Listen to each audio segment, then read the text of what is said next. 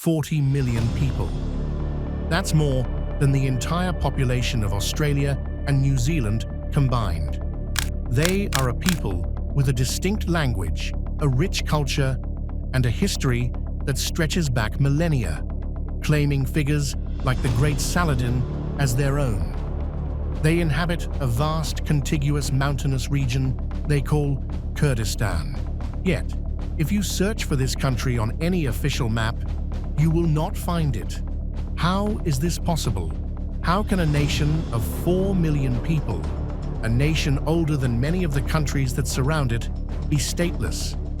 The answer is a gripping, century-long saga of geopolitical chess, backroom deals, and devastating betrayals. It forces us to ask a deeply provocative question. Have the Kurds been betrayed? Our story begins in the ashes of World War I. The Ottoman Empire, the sick man of Europe, has collapsed. In the grand halls of Paris, victorious Allied powers, led by Britain and France, are redrawing the map of the Middle East.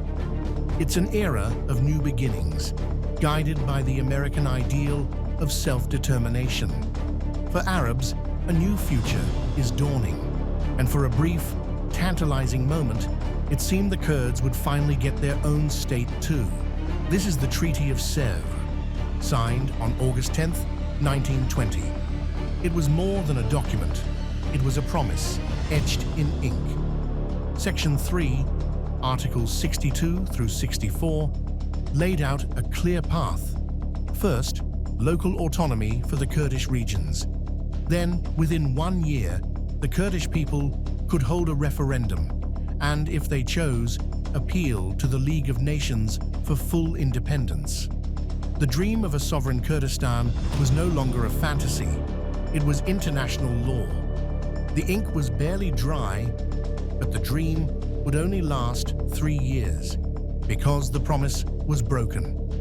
A new, powerful force emerged from the Turkish heartland, the nationalist movement led by Mustafa Kemal Atatürk. They rejected Sèvres and fought a war to forge a new Turkish republic. The Allies, weary of war, faced a choice. And Britain, having just discovered vast oil reserves in the Kurdish-majority Mosul province, made a cynical calculation. An independent Kurdistan was a risk. A compliant new kingdom of Iraq, under British control, was a prize. The oil was worth more than the promise. So, in 1923, the world powers convened again, this time in Lausanne, Switzerland. They signed a new treaty that recognized Atatürk's Turkey. And in this final document, something shocking occurred. The word Kurd, or Kurdistan, was completely erased. It doesn't appear once. With a single stroke of a pen, a nation of millions was wiped off the map. Its people now minorities in 4 different countries, their land divided by arbitrary lines drawn in the sand. This wasn't just a diplomatic failure.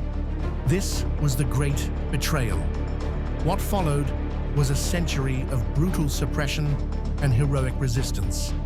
The Republic of Ararat, the Kingdom of Kurdistan, all were crushed. The most tragic chapter was the Republic of Mahabad in 1946. For 11 months, a vibrant Kurdish state flourished in Iran. It had a government, an army led by the legendary Mustafa Barzani, and for the first time, the Kurdish language was taught in schools. But this dream existed only under the protection of the occupying Soviet Union. When the Cold War calculus shifted, the Soviets withdrew, leaving Mahabad exposed. The Iranian army swept in. The republic was annihilated, and its president, Qazi Mohammed, was publicly hanged in the very square where he had declared independence. His death sent a chilling message. The Kurds were pawns in a game played by superpowers. Let's fast forward to our own decade. A new evil, ISIS, carves a path of terror across Syria and Iraq. As the world watched in horror, one force stood its ground and fought back relentlessly. the Kurdish Peshmerga. They became the West's most effective boots on the ground. Armed and supported by the US and its allies, they were hailed as heroes, the front line of civilization against barbarism. They were, once again, the reliable partners. In September 2017, with ISIS largely defeated, the Iraqi Kurds decided the time had come. They did exactly what the Treaty of Sèvres had promised them a century ago. They held a peaceful, democratic referendum on independence. The atmosphere was electric with hope. The result was a resounding, unambiguous cry for freedom. Nearly 9.3% voted yes. And how did the world, their allies, respond? With a deafening silence, followed by condemnation. The very same Western nations that had armed the Peshmerga now opposed their democratic will.